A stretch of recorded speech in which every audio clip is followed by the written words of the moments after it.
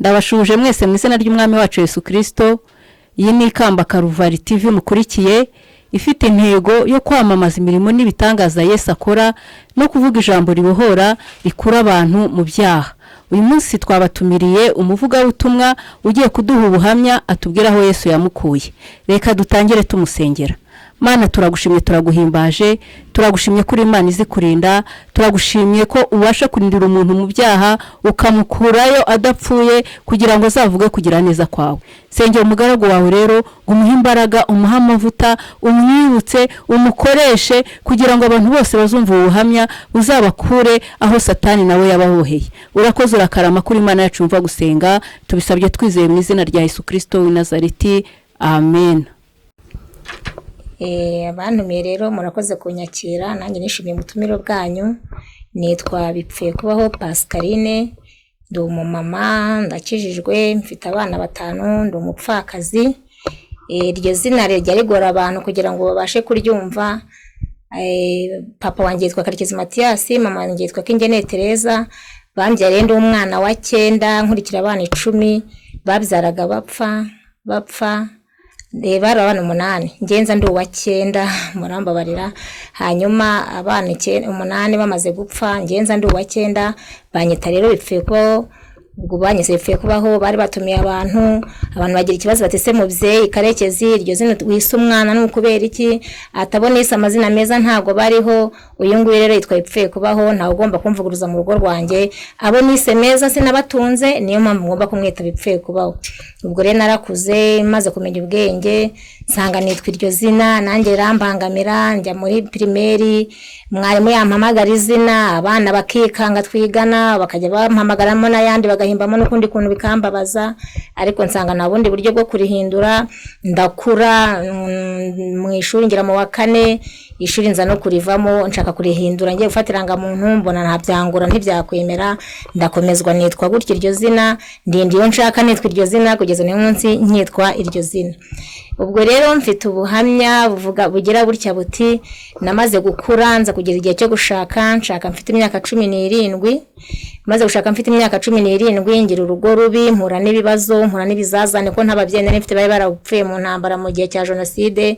Sigara ndi njyenyine, noneho rero aho nshakiye ngira urugo rubi, nza kubyara ariko mbaho nabi. Umugabo akankubita, akambuza amahoro, nkakunda kunywa inzoga, nkagira n'ikintu cyitwa ubwibone.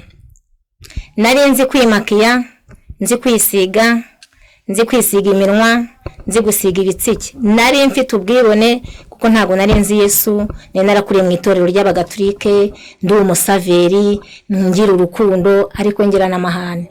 Ubwo nje gura n'ubuzima bw'imishakire mibi, naje kugira amahane kurushaho, nza kwidoroga nkajya nk'inzoga kugira ngo ndebe ko nanjye nakwirengagiza imibabaro umugabo ari mantera. Nyamara burya ntago ariko byari bimeze, ahubwo narushagaho kongera ibindi bibazo ibyari bari none nkabambikuvye 2. Naje kubaho rero mbyara umwana wa mbere, mbyara wa 2, tubye umwana wa 3. Ahantu ntuye hano muri Kicukiro, kuko iwacu ni Gahanga, nashakiye hano mu Gatenga muri Kicukiro. Naje kuba nturanye n'abantu baza kuba barokore, baza gukora ikintu cyitwa amavuna muri quartier aho ntuye.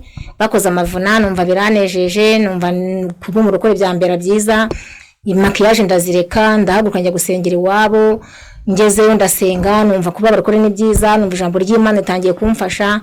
Ubwo umutware ntago byamunyuze, byaje kugiramo hagati, arankubita nsatura umutwe. Aravuga ati bwo abaye mu rukore wabuze ubwenge, warindagiye, uri igicucuri, ikigoryi, ubaye indaya karabaye. Ubwo narasenze mbwira abantu twari turi kumwe mu murimo, ntimufashe gusenga kuko nagiye muri korali yitwa Bimukira. Baramfasha turasenga, hashize nk'amezi 3 umugabo nawe araza arakizwa. Tuba barokore, dufite umwana wa 3, tuba barokore, dusenga Imana, dukora ubukwe, tujya mu murenge. Pasteur Mugemera Aroni muri Eglise Presbyterienne aradusezeranya, dukora ubukwe bwiza, turarya, turanywa, tubona fanta, tubona imitobe, tubona amajerekani 8 y'ubushera. Abantu baranywa biranabana, tunezererwa Imana. Nakomeje kumeza umurimo w'uburirimbyi, turaririmba. Nza gutwita umwana wa 4 ndi mu barokore, nza gutwita n'uwa 5 ndi mu barokore. Ariko Satani ntabwo yishimiye umuhamagaro wanjye. naje kongera gusubira inyuma ndongera numanshatse kunywa kabyeri, nakundaga byeri konje y'amapine, nkakunda Primus byeri ndazinywa, nubwo n'umugabo nabaraje turongeye turarwanye dusubiye mbese ku kabarore isibira twose. Nta mahoro rero y'abanyabyaha ni ku ijambo ry'Imana rivuga, ubwo ngubwo twari tubivuyemo. Ubwo bigeze aho umugabo aza kunta, antana abana 5, aragenda ajya gushaka undi mugore ahantu biti Bugesera, amaze imyaka 3 yaradutaye, nirwariza nzi gukora nzi gushaka imibereho y'abana, nkora ikiyede nkakora kugira ngo ndebe icyatunga abana. Yaje kurwara rero baza kumpamagara ngiye kumurwaza, mujyanye kwa muganga iminsi 2, yitaba Imana arapfa. Nta mituweli yageraga, nyamara ngiye nifite mituweli kuko yaradutaye nyine bari barambaruye ku kiciro ko ngiye mukuru w'umuryango. Yitaba Imana adafite mituweli, baducumbi 401, buri bushobozi bwo kumukuramo ashyingurwa n'ibitaro. Ubwo rero nyuma yo gupfakara naje kwitwara ukundi kuntu, iyo umuntu apfakaye nyine abona mbese simushiriyeho akitwara ukundi kuntu. Ubwo naje gukora ibyangwa n'amaso y'Imana, nkajya nsambana n'abagabo Bibiliya igira amazina igibita, nkagira b'inshuti nawe kwarana icyumweru kimwe, nkafata undi ukwezi, nkafata undi, ndajya ndasayisha noneho mwibone wa undi koko wenewe ni kuzimu basinye. Ndibona nambara ipantaro, nambara mini, ibitenge ndadodeshe, naradodesheje mw'amajipo kandi magufi, numva nashaka kuzinga gukenyera ibitenge, numva nshaka kwigenga. Narafashe umwanzuro mvuga ko ntazongera gushaka umugabo mbana nawe ukundi, kuko aho ntuye ni iwanjye, ni inzu yanjye. Ndavuga nti nzajya nkundana gutyo ngenda mbikorera iyo ngiyo ntahe, ariko nta mugabo nzabana nawe mu rugo rwanjye n'abana banjye. Mba muri ubwo buzima ndasayisha mu byaha. Nyuma rero naje gutwita, ndatwita njya umwana w'amezi 7, kandi natwise mbishaka, numva nshaka kubyara n'ingiye bigezemo uruhare kugira ngo mbyare. Mbyara umwana rero w'amezi 7 umukobwa, avukana ikibazo cy'umutwe urimo amazi. Umwana aranzonga njya mu bitaro, kandi ubwo se twaherukanye akimpenda kandi tumanye imyaka hafi 6. Muhimuga ko ntitire twese dushwana, niyongeye kumvugisha nanjye ndafunga umwuka ndaceceka. Umwana avutse ameze gutyo, njya mu bitaro bya Ruri njya kumuvuzayo. Imana ntabwo rero yigeze inkuraho amaboko. Imana yampaye igikundiro kwa muganga Iruri aho nagiye kuba, namaze ukwezi imera igikundiro umwana, ndamuvuza bamushyiramo umupira uvoma amazi, babaga no mu nda kugira ngo bawucomeke no mu nda mw'imbere, amazi ajya yihagarika nkuko yihagarika ibindi bisanzwe. Ukwezi kwararangiye rero mvayo, hashize amezi 3 umupira uramwanga, nsubirayo bawukuramo, bamushyiramo undi. Hashize ibyumweru 2 nabwo uramwanga, nsubirayo bawukuramo. Ibyo byose byari amafaranga. Reka nkubaze aho ngaho tugize ikibazo. Uwo mwana yavukanye ubumuga, yavukanye uburwayi, ese ubwo burwayi waje kumenya ubwo ari bwo? Turagira ngo dusobanurire uwo mwana ikibazo yavukanye n'ubwo burwayi bwo ari bwo. Yavukanye ubumuga, yari afite umutwe urimo amazi, sinzi uko babyita mu Byongereza, ntago nize. Avukana umutwe urimo amazi akajya amanuka ku rutirigongo. Hepfo yaho umugongo urangiriye hari ikintu kimeze nk'iremba kiriho agashashi harimo y'amazi, nacyo barakibaze ku buryo atabashaga kwicara, ku buryo n'ijosi ritafataga kubera ikibazo cy'umutwe urimo amazi. Naje kumuvuza rero, bigeze aho umupira wa 2 umwanze. Umuzungu arambwira ati ndabona amazi yamanutse, umutwe wagenze neza, uko umutwe wari umwe ibinogo, wari ukatagwe nk'uko akata inanasi ibisate 4. Noneho arambwira ati ubwo amazi yamanutse ashobora kuzakira nta mupira umurimo. Naragiye kuko umutwe urakira, umutwe uraterana, ariko yiberaho ari wa mwana mwiza ubuzibishye uteye impuhwe ku buryo utazi ikibazo afite, wa munyi bukamutwara. Yari umwana mwiza w'inzobe, mwiza cyane pe, ariko aza kurwa nyine akomeza gutyo mutunga gutyo. Abantu bakamufasha bakamukunda, abantu bakamuha amata, hari n'amufatiraga amata, amafi, ibikoma. Imana yaramuhaye igikundiro. Byaje kugera rero umwana ageze imyaka 3 n'igice, akigira imyaka 3 n'amezi 4. Ubwo ngubwo urumva narasayishije mu byaha cyane. Ndimo mu bitaro najyaga musiga nkajya kunywa bizeri mu gasantere, abaganga bakamamagara bati ngwino umwana aragukeneye. Babaga bazi ko nagiye nyine kurya hanze, kandi babaga bazi ko nywa n'inzoga. Mbese bari baranyobewe nabo, bakavuga ati abandi ntago bajyaga hanze, ntago bimene gusohoka mu kigo, ariko ngiye barandekaga nasohoka mu kigo. Babonaga ndi umugore w'umunyamujyi, mbyuka nimakiya, mbyuka nikubitaho ibirungo, bakavuga ati umugore arahanyamara. Ibibazo byari bimeze byari nk'imitwaro kuri ngewe rwose, byaramvunaga, ariko bo ntago babibonaga.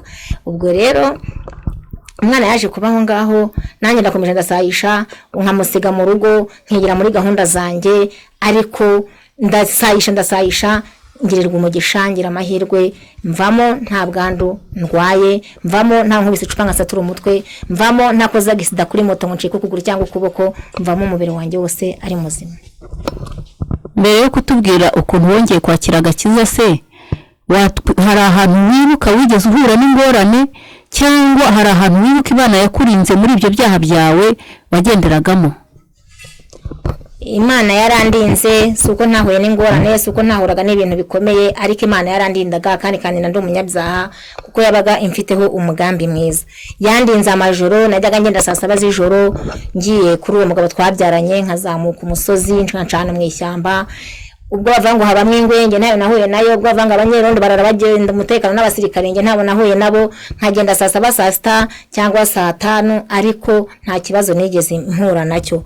Nahuye n'ibibazo bikomeye, hari nubwo nagiye mva Iremera saa 5 z'ijoro nza n'amaguru, nahuye n'ikibazo gikomeye cyane, mpura n'ikibazo irangamuntu yanjye bayifashe, telefone yanjye bayifashe, nza n'amaguru ngera mu rugo, nta n'ipusi mpuye nayo ngo inkange. Naciye ahantu hakomeye cyane mu bicuku bya ninjoro, ariko nkabura ubwenge bwo kugira mfata umwanzuro, isaha y'Imana itaragera.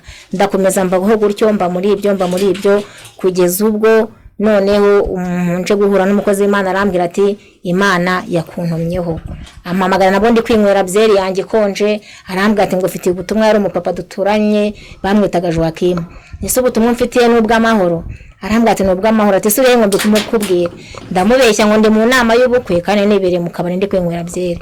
None arambwira ati noneho rero ati ngahigira hirya uve kubo muri kumwe none mbukubwire niba utariboneke vuba. Kuko Imana yamubujije amahoro ngo ari inshuro ya kabiri mu ntumaho, kuko yarazi kongera amahane, mvuga ko naza kubimbaza turi buserere cyangwa kumbwira ibyo Imana yamubwiye. Nuko arambwira ati rero ati Imana yakuntumyeho. Ndikanga nti Imana yakuntumyeho, ati Imana yakuntumyeho.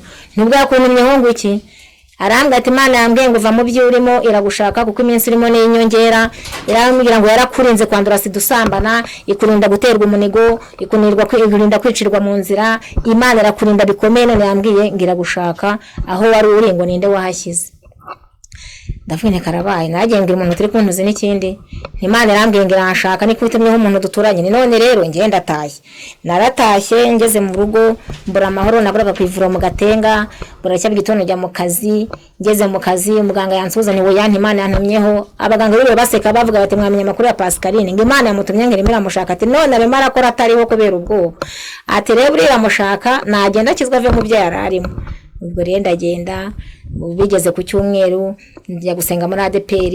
Ngeze muri ADPR haza umukozi w'Imana wari waturutse mu Ruhengeri, avuze numva ninjye bari kubwira, bavuza abihana n'abataye Yesu ngo bagaruke ku mwami baze babakire. Ndagenda ngeze ku ruhimbi ndarira, nambaye amaherena nyakuramo ndayabika, ndarira numva genda karanyishe. Ndabese umugabo kuki yaje avuga ibyanjye ko atanzi, numva genda karanyishe. Ndataha rero ndavuga nese bongera gusenga ari kuri ADPR ko numva ntazageza ku wa 4 aho ngo bakora amateraniro nkiriho. Bati ku wa 2 bagira amateraniro y'ababyeyi. Naje kujya mu materaniro y'ababyeyi ku wa 2, ngezeho haza umuhanuzi w'umukozi w'Imana bari batumimiye mu bamama.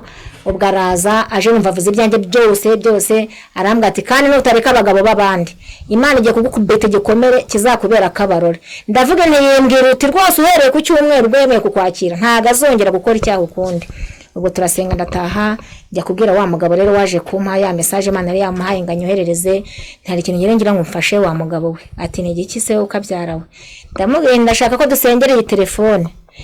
Imana igacarezo z'abana nakominikanaga nabo, igafunga rezo ya buri muntu wari wese wampamagaraga ibidafite umumaro. Arambwira ati rambike ku meza. Twarapfukamye tuva ku ntebe dupfukama hasi ku makaro, turasenga duhamagara Imana, turayitabaza turayitakambira, turebwa ngo nicerezo zanjye n'ibidafite umumaro ku buzima bwanjye. Twarasenze guhera uwo munsi. Ubwo no kwanga byari ku itariki 30. Guhera uwo munsi kugeza nisamagaze hano nta muntu wongera kumpamagara. Haje abantu b'umugisha, haje abantu b'umumaro. Guhera uwo munsi uko nakiriye Yesu nkamusaba ngo ndashaka abantu b'umumaro, nkajya mpamagarwa n'abantu kugira ngo mbashe kuba bambwira ijambo ry'Imana, babashe kuba bangati ngwino hano dusenge. Ni ukuri kose Imana nkorera ntabwo nyiteje urubwa. Guhera uwo munsi nta mugabo wongeye kumpamagara. Guhera uwo munsi nahise sezerera inzoga, ndazisezerana. Mbese uko umugore asama agagira ikintu ahurwa runaka, nanjye niko nahuzwa abagabo, kuko numvaga nshaka Imana cyane, kandi nkuko yambwiye ati nakurinziye mu binkurinda mu nzira zitandukanye, nsanga kuko niko yandinze. Ndavuga ibintu ngomeje kubyigaragura napfa nabi nkazabura ubugingo, kandi kuko Imana yarambwiye ati mwana wanjye ndashaka ubugingo bwawe kuburokora, va mu biri byurimo bidatunganye. Numva nshimiye Imana. Ubwo rero muri ADPR naje kumara nk'amezi 2, maze mw'amezi 2 banyakiye ku itariki 29 z'ukwa 12. Umwana wanjye yitaba Imana ku itariki 7 z'ukwezi kwa 2019, ko naragiye 2018. Nari maze mw'amezi 2. Imana yankorera gashya. Umwana maze kwitaba Imana yanshyinguriye umwana, ikoresha umupasiteri waho bita Filipo. Umwana ye yapfuye ari kuwa mbere ku itariki 7 za 2019. Araza aravuga ati se bite, ndabwine wapi. Umwana yaraguye kwa muganga. aba ADPR duturanye nibo baje kumuntwaza kwa muganga, tumuzana mu rugo. Aravuga ati ntago umwana w'uruhinja yarara, ubwo mwe mwavuze ngo muzashyingura ejo, ntago umwana muto yarara, ntago bishoboka. None hari n'umukobwa ntago byakunda, reka njye kuzana isanduku nimwitegure ndaje. Yaragiye yohereje imodoka n'isanduku. Amaze kubyohereza, mu gihe barimo kubaza bati ahantu hitabye Imana umwana mutoya ni hehe, twumva pastor ahamagaye ati mugeze ko namaze kugira Nyamirambo, namaze kwishyura irimbi. Ni ukuri ko Imana nkora nari mfite inote 2,000 nabwo nayibonye saa sita umuntu yimaye ngo ningere Masaka nyifashishe.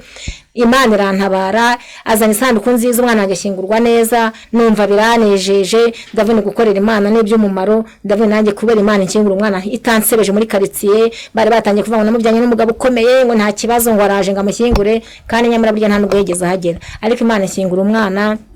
Tuviyo bakarabya abantu, bagura fanta, bakira abantu, bansigira n'amafaranga yo kugira ngo mpahire ngo abandi bana. Nuko numva biranejeje, baranganiriza, turakesha bampumuriza. Nuko numva biraneje, ndabona ntago uyu mugabo rero bita Yesu nazamuvaho. Ubwo rero ntago nyuma nagumye muri ADPR, kuko nabanaga nta bwisanzure mfite. Numva nshaka kuririmba Imana, kuko nari narahoze ndirimba, nkajya numva nshaka kumerekera Imana, kandi nkumva nshaka kuguza ijambo ry'Imana mu mutima wanjye. Mbona muri ADPR ntago bizakunda. Muri ADPR nkajya mbona abantu bajya guhanura, nkabona barabazimya, kandi nkumva nshaka kumva Imana imvugaho cyane, nkumva nshaka kumva Imana ivugaho cyane. Mwarimu rero Valence twari duturanye, arambwira ati ngiyewe nsengera mu itorero bita Ikamba Karuvari, ati wazaje kumbera umushyitsi. Nari maze amezi 2 muri ADPR, ndamwe narakijwe ngo ati musaze kumbera umushyitsi. Ubwo rero kuwa gatanu w'icyo cyumwe nashyingwe mu mwana, naravuze ngiye kureba mwarimu, tujyane aho hantu ambwira arara ngo mu ijoro ryo gutabaza tujyane.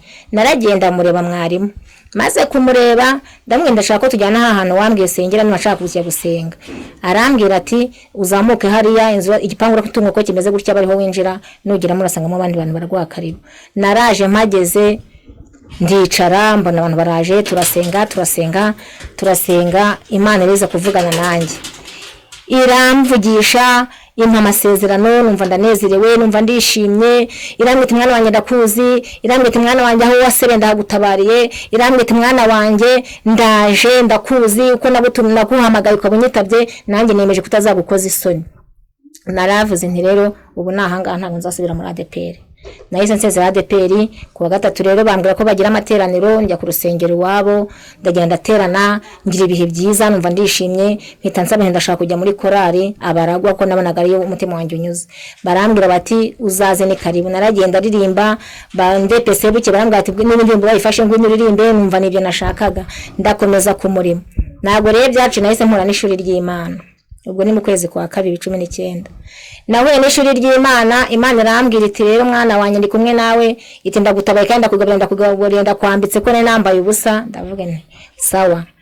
Inzara irankubita abantu b'Imana, yewe that inzara irankubita. Imana ishyira ku ishuri inkubitisha inzara, nkamara iminsi 3 ntarya, nkamara iminsi 4 ntarya ntateka. Nanjye nkapfuka nkabwira Imana nuko navuze ngo sinzongera gusambana kugira ngo nkunde ndye, ndagushaka nk'umwami wanjye n'umukiza. Uko wandinze kuba nagira ikintu nkora nacyo nkandura sida, uko wandinze ntagira umuntu nkubita video ngo mbe mfite indodo, nkaba ntarashitse akabuguru cyangwa akaboko. Ni ukuri ndagutegereje Imana uzungaburire.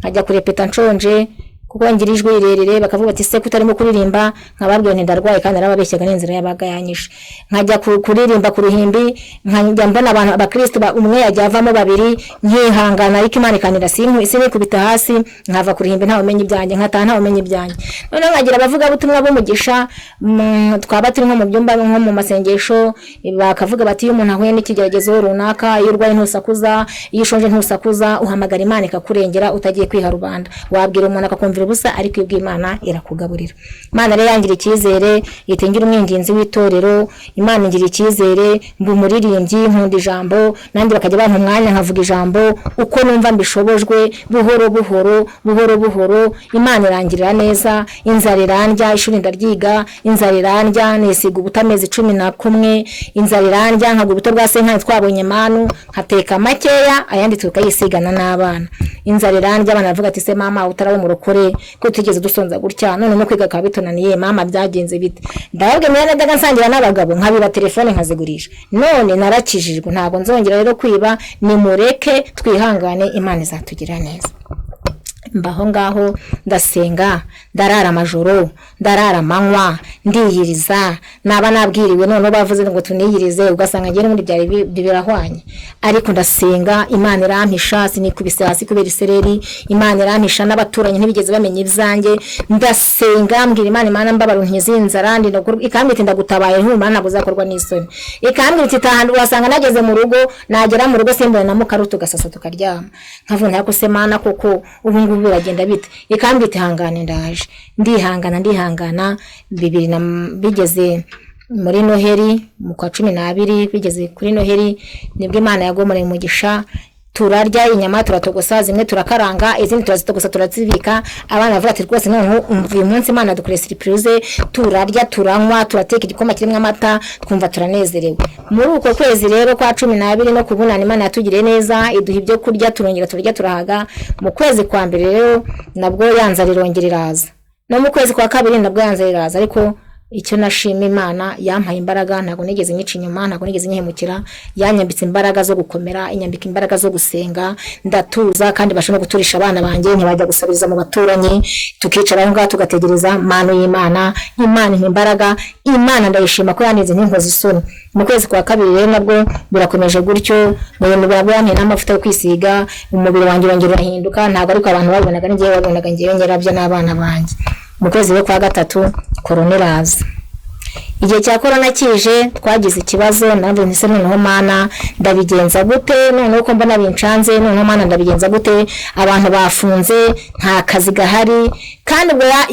yampaye iryo shuri ry'inzara nzi gukora ikiyede nzi gukotera iragendera funga ahantu hose mbura ahantu nakora n'akazi ku munsi Imana imfungira inzira pe ariko nanjye navuye nanjye sinzakuva ko ndagushaka ndakubabaye ndagukeneye Imana warandinze ntekeje ibyo nivurugusemo ntekeje amaroge navu naryamyemo ukandiniramo bakanyicemo bakantaho ngaho Mana warakoze nanjye sinzaguhemukira mbana gutyo rero nayo bigeze rero mu kwezi kwa gatatu koronije njya kuyihamagara nose Mana none ko byanze nkabandi abantu bavuze ngo tugume mu rugo noneho Uwiteka biragenda bite nta no gusenga guhari noneho Mana biragenda bite nagiye ku musozi nihishe mura n'undi mugenzi wanjye nawe wihishe nawe uri guhamagara nkuko nanjye kwihamagara abagiye muri zomene aravuga tumva ko Uwiteka avuganye nawe Imana irambite ndirahebe mwana wanjye no mu gihugu cyo mwijuru wabanye nanjye ntiwigeze nkoze isoni naguhaye ishuri ry'inzara uraryiga neza ntago wigeze untererana ngo ujye kuri nkoze isoni ngo ntukishe mu banyamahanga irambwira ngo ndi mu gihugu cyo mwijuru ndirahiriye igihe cyawe cyo kurya ni iki igihe cyawe cyo kunywa ni iki n'igihe cyawe cyo kugira ngo wambare uberwe ni iki ngiki ndabundi se nibajya kumbwira ngo ningende ndasanga wageze mu rugo nagira nkasasa nkaryama irambwira ngo uko natunze biya nkamutungisha ibikona irambwira ngo nawe ibikona byawe bigiye gukora muri iki gihe ubwo ubona bigoye abandi we nibwo ugiye kurya ugahaga irambwira ngo akira kurya ugahaga mwana wanjye ndabyakiriye Mana irambwira ngo atawe ujye mu rugo irambwira ngo umugisha wawe wandura ugiye gufungura umugisha wawe wo kurya irambwira ngo uri ku mushumba wawe ndavuga ngo bakoze Mana ndamanuka numva nishimye nuko ngeze mu rugo babana bakavuga se makuru muguse nka makuru mufite n'umbaze ko Imana imbwiye mutegereza nagiye kumva mu telefone yo mugishira mpamagaye impamagaye kuko nsanga iby'Imana yambwiye bwari bukeye hari hashize iminsi 2 nsanga iby'Imana yambwiye aho mugisha wanjye turuka nsanga niho bampamagaye bavuga ati tukubwire naragiye ko Imana yabimbwiye mbona koko barampakira ndamanuka ndagenda nshinga stock mu rugo ndavuye nanjye kubera Imana nikangereka akaguruko kandi irambira kandi ngo telefone yawe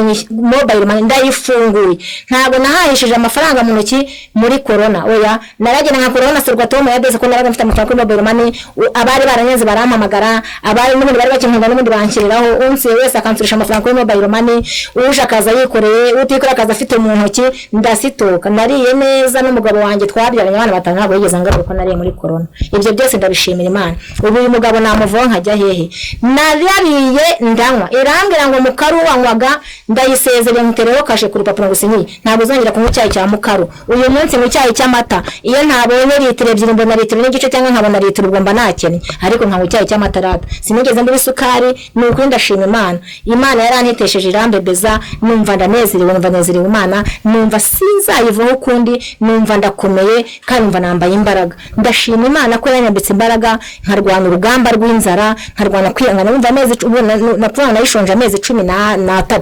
ariko Imana irandinda ubwo ujya kubona umuntu guturutse imbere yarambura ukuboko ukabona n'amaboko abiri kandi ari umuntu nko kubera gusonza ariko ndashima Imana ko ntigeze njya kuyikoza isoni nanjye ntabwo yankojeje isoni murabona amatama yaraje murabona amaboko n'amaboko murabona ko nambaye neza murabona ko najyanishije ibyo byose ndekubikesha Kristo we wankunze akambatura mu byaha nari wo gupfa ariko kubera ubuntu n'urukundo mfitiye arambatura Yesu wacu naduhana umugisha turamushima kuko ari umwami mwiza Mana data wa twese Mana nziza Mana kwizerwa no kwiringirwa uri umugabo ukomeye twaguhisemo kuko uri umwami turagushimye kubw'ineza yawe n'urukundo dukunda turagushimye kubw'imbabazi zawe tugira mwami tutawe dukwiye kubabarirwa ariko imbabazi zawe nyinshi zo zituma tudashiraho nanjye ndagushimiye aho wankuye hari n'abandi bari iyo ngiyo aho wankuye Mana nabo wabakoroka bahagakiza bakabuhamya bakakuvuga ukuri kuko uri umwami mwiza ube mwiza bagutegereje rero natwe turagutegereje Mana dutegereje kugirirwa neza nawe kandi cyane gutegereje n'iteka ryose urakabahura karama n'izina rya Yesu mbyambaje nizeye amen.